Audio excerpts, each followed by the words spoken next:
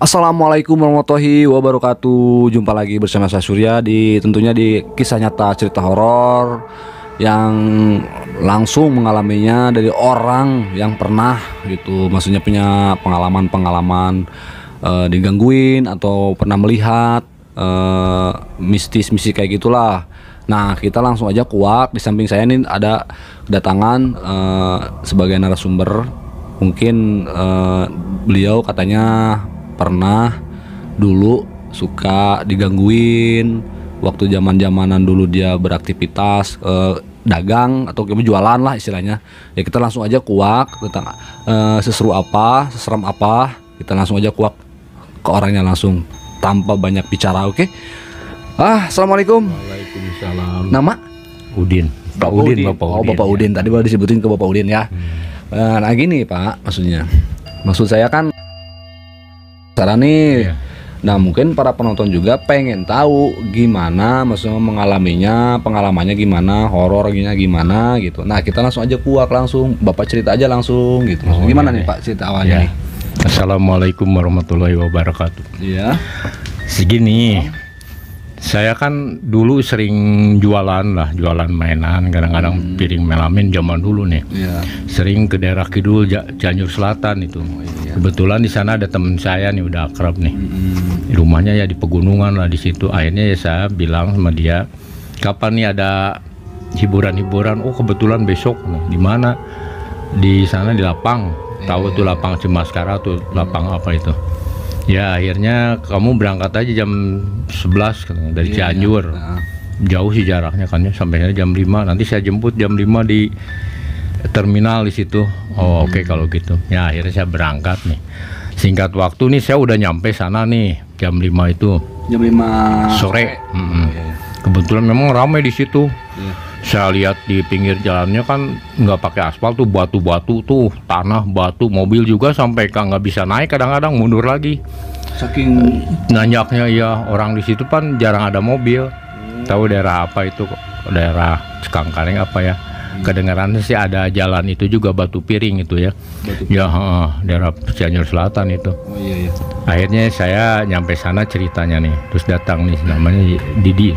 Di, gimana nih, jadi nggak? Oke, jadi kebetulan nih bawa barang, ngebawa 10 dus sama 10 slok. Barang jualan. Iya, barang jualan. Iya. Itu lampu nih kayak lidi itu tapi nyala gitu. Oh iya. Memang daerah Pakidulan belum ada tuh waktu itu. Ya akhirnya saya berangkat jalan kaki tuh. Jauh juga, sekitar 2 jam tuh ke tempat hiburan itu. 2 jam. Iya. Saya saya ngelirik ke kiri kanan, memang banyak rumah itu. Di bawahnya biasa batu-batu koras, itu kan nggak ada aspal daerah situ. Batu-batu lurus bulat belot. Jauh juga lah. Ya sekitar hampir 2 jam baru nyampe tuh di sana. Saya lihat di sana udah mulai jam 7 lah, kira-kira kan agak gelap nih. Kebetulan kan udah agak gelap tuh. Film udah mau dibuka itu. Nah, ini saya jualan dulu aja lah. Lumayan di situ jualan saya. Iya. 1000 kan. Sini, Pak. Wah, sampai habis 10 ya.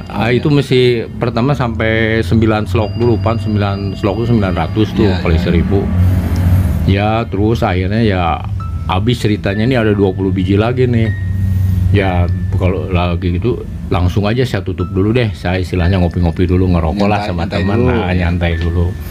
Pikir-pikir saya nih udah dapat duit inilah saya.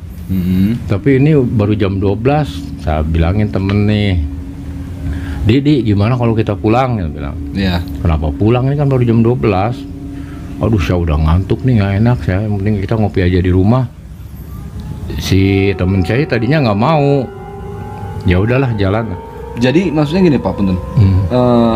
Jadi si rumah teman Bapak Iya. sama lokasi perfilman itu Jauh tempat juga. Oh jauh? Iya, sama Oh, orang jauh. jauh-jauh. Dia sekitar 2 jam lah ke dia itu. Kirain Sama dekat dengan- maksudnya. enggak, 2 jam.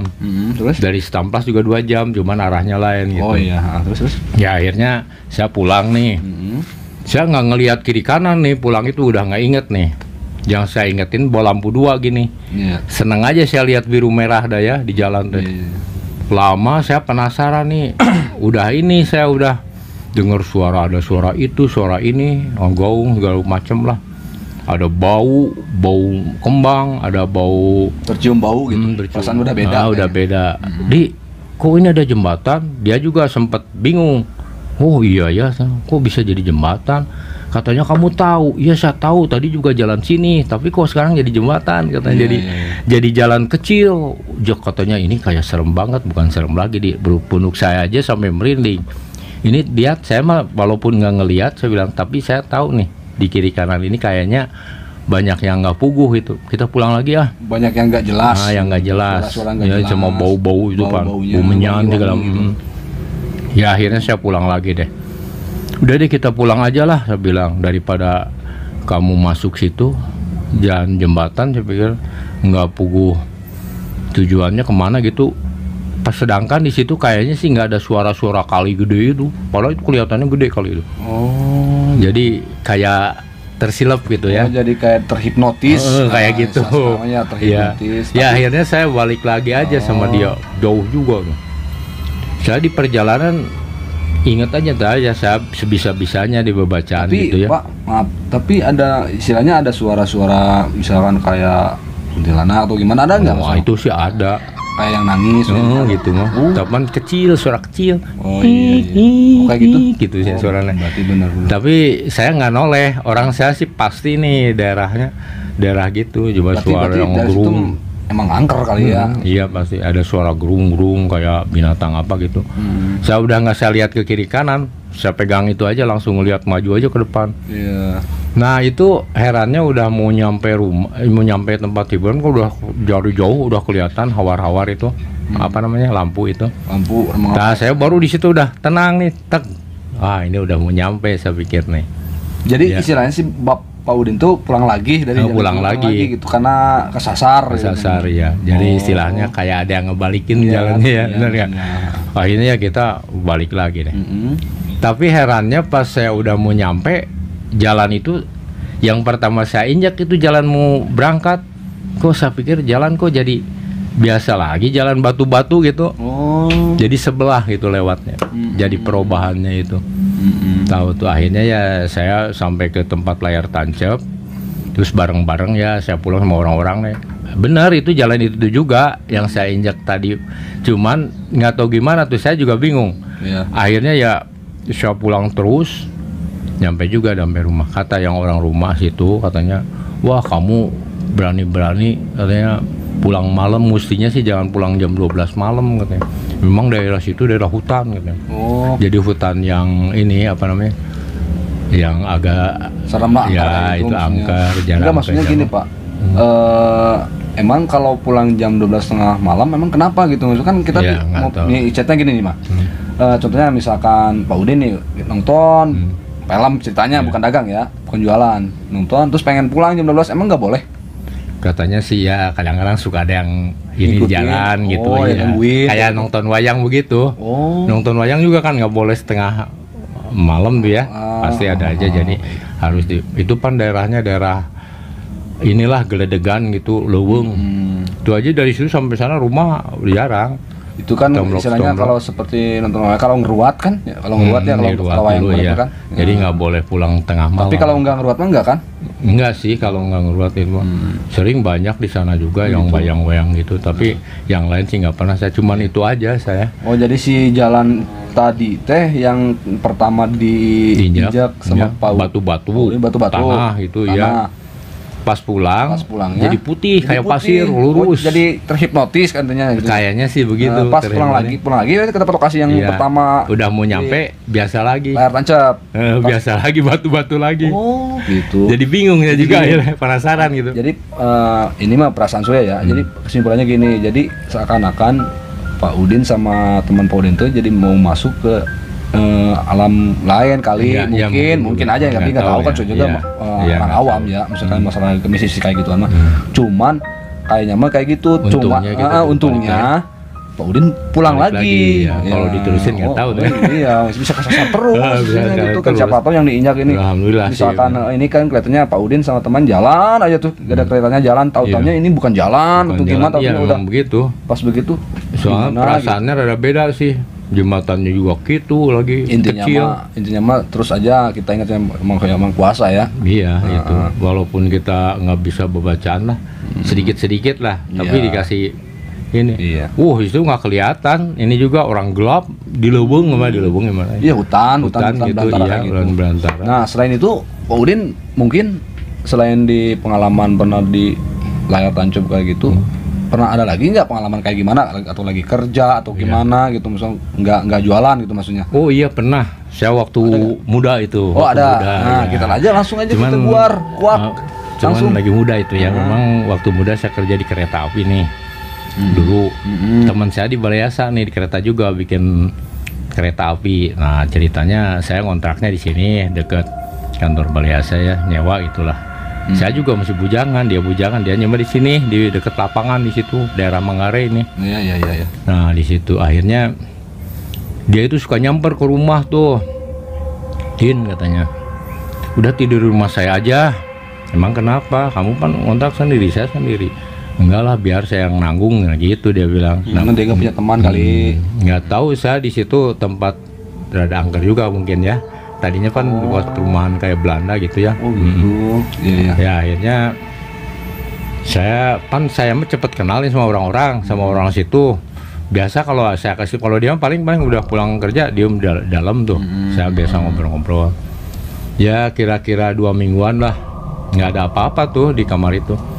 Akhirnya ya temen saya pulang ke Bandung, udah kangen sama orang tua katanya nih. Oh iya. Kamu sendiri aja di kamar sini. Oke lah, saya bilang ada teman ini. Tahu-taunya itu malam, nggak nyangka saya. Malam-malam itu lagi tidur, tahu jam berapa, jam 12 tuh. Pas ngelirik ke pinggir sini, ada orang cewek.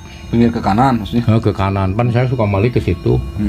Ada cewek nih, cuman nggak kelihatan, rambutnya panjang sampai ke kasur tuh. Posisinya duduk begini nih. Oh duduk? Iya duduk ini. Saya kan tidur di belah sana. Iya. Duduk ini. Terus akhirnya saya penasaran nih. Hei, saya bilang gitu. Iya. Siapa kamu ya bilangnya? Saya pikir lagi nggak mungkin bisa masuk, orang saya kunci. Ya akhirnya saya bawa, ada botol kan banyak tuh, botol-botol plastik tuh. Iya. Terus saya ambil botol, kan tidur saya agak jauhan dikit, dia duduk belah sini, agak lega kan kamarnya. Saya lempar pakai botol tuh, truk hilang tuh. Si cewek itu teh? Cewek teh hilang. Tapi posisi si cewek itu teh ketawa apa nangis? Enggak bilang apa-apa, diem aja. Oh diem. Diem. Tapi dengan berbentuk gimana Pak? Nggak kelihatan, rambutnya balik ke sana kan. Oh jadi balik ke sana. Iya ke belakang. Benar itu mah. Saya nggak bohong, ini mah bener asli ini mah. Dulu tahun berapa ya? Sekitar tahun 90-an kalau nggak salah. Ya saya belum nikah sih. Jadi sebelum kejadian di daerah Cianjur Selatan. Ya. Di waktu kejadian sebelum waktu kejadian tancap ya. Ya. Gitu. Akhirnya ya saya lempar gitu kan, prak. Ceritanya udah malam nih. Kalau siang pasti pada bangun, orang-orang pada ada. Saya di situ tuh merinding juga. Memang saya suka dengar di situ memang rada angker juga gitu ya. Orang perumahan Belanda dulunya. Ya akhirnya saya nggak bisa tidur lah, balik ke sini, balik lagi saya penasaran. Tahu-tahu di lubang-lubang ini nih jendela nih. Kayak lubang-lubang. Jendela keluar kebul tuh. Asap. Saya liatin nih asap apa nih, saya pikir nih. Tahu-tahu dia maju ke depan pintu, berdiri. Korak itu. Oh, itu tengkorak. Oh, jadi tengkorak. Saya kaget tuh. Akhirnya dia tangannya ke sini, megang ini saya. Dia tidur. Megang pundak. Terus saya pegangin lagi gini, masih kerasa sekarang juga nih lagi ngobrol gini kerasa nih. Ini gili-gilinya ya, itu. Biasanya kalau emang cerita nyata, kisah nyata, pengalaman pribadi Pak Udin, memang istilahnya nggak ada settingan pasti ada. Ada. Itu tangan asli, si tengkorak itu ke sini, saya pegang itu, mesti ngegergel. Sekarang juga masih kerasa nih ngegergelnya. Saya bingung nih, terus begini aja. Tapi dia nggak ngomong apa si tengkorak. Mungkin tahu gimana atau saya pingsan ya. Tahu-tahu saya kepingsanan lah ya. Udah siang bangun, saya bangun, digedorin sama tetangga tuh teman-teman. Kerja. Saya nggak itu, tahu di mana, tahu bisa buka pintu tuh orang. Pas buka pintu, kenapa Lin? Malam saya bilang kedatangan begituan gitunya. Ya, ya memang ke temannya. Memang di sini suka ada aja, dia bilang. Oh pantesan dia nggak mau tidur sendiri, saya bilang teman saya orang Bandung itu. Oh pantes. Akhirnya ya minta temenin sama Pak Udin gitu. gitu. Biar misalkan ada teman juga. Iya, akhirnya ya kata teman tetangga yang di situ yang di Mangaraya deket. Udah deh, saya pengen tahu nih, penasaran saya juga, nah benar apa enggak. Kita rame-rame, ayo berempat kalau nggak salah nih. Iya. Sampai pagi tuh di situ di tongkrongan. Di mana Din katanya? Itu tuh di bolong-bolong itu. Pada bawa botol nih, maksudnya dia pikir kayak anak kecil aja mau dimasukin botol gitu. Oh iya. Tahu tuh sampai pagi nggak ada apa-apa tuh. Udah emang itu mah mungkin aja ini mah emang apa istilahnya Mang Udin aja gitu yang Iya, melihat atau yang mengalaminya Mang Udin Iya aja mungkin gitu. juga begitu, kalau enggak kalau orang sendiri kali ya. Iya, kalau lagi sendiri kan mungkin kalau rame-rame nggak bakal bangunan dulu. mungkin. Tapi kemarin saya pas main ke Jakarta itu udah dibongkar, dibikin Si jembatan bangunannya? layang, bikin jembatan Terus layang teman Pak antara. Udin gimana? Oh dia yang- pindah ke Bandung kerjanya. Oh. Dia juga sendiri nggak punya teman, nggak mau keburu nikah manten teman sayanya. Oh, sama orang nikah. situ ya. Langsung nikah di Cianjur. Enggak, di Jakarta. Langsung di Jakarta. Kebetulan dapat orang Jakarta ya. Iya, iya. Akhirnya ya dia pergi lagi ke Bandung. Jadi cerita pengalaman Bapak Udin dari pengalaman lagi jualan Iya, sama jualan sama lagi kerja di kereta di api, kereta ya. api itu memang benar-benar kisah nyata kan? Iya, cerita horor, benar cerita itu. pengalaman Yang dulu Udin. itu. Ya, otomatis kalau misalkan Pak Udin yang mengalaminya, terus Pak Udin nyeritain ke kita emang benar. semua nih para penonton, pasti ada perasaan Masih kan? ada aja, iya. Karena ini bukan settingan, langsung dari Pak Udin sendiri yang mengalaminya, berbicara gitu.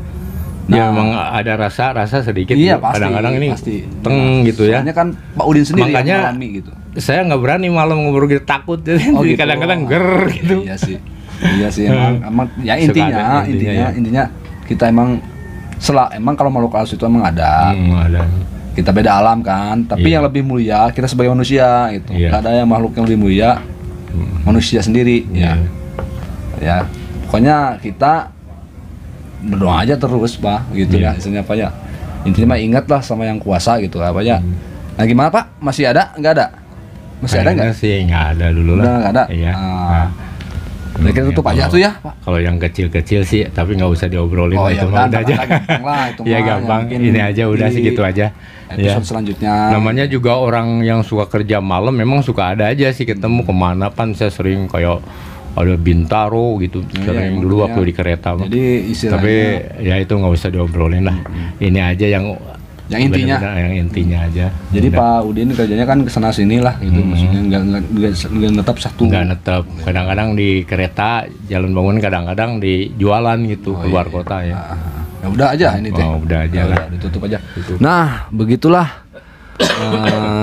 teman-teman Kusmik cerita langsung dari beliau Bapak Udin yang benar-benar mengalaminya. Saya juga sampai ini nih, merinding dengarnya juga langsung. Nah, sekarang kita tutup aja ceritanya karena mungkin Bapak Udin juga sekarang mau aktivitas lagi. Nah, sekarang kita tutup aja langsung. Jangan lupa like, comment, and subscribe, lalu share ya. Yuk, assalamualaikum warahmatullahi wabarakatuh.